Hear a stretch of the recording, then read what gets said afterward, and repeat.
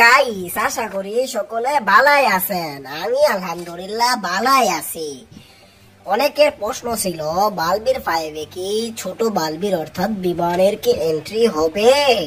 তো আমি এখানে সাফ আপনাদেরকে বলে দিচ্ছি, বালবির 5 কোনোভাবেই বিমানের এন্ট্রি হবে না, কেননা বালবির 5 এর শুটিং অলরেডি ক্লিয়ার এবং শেষ।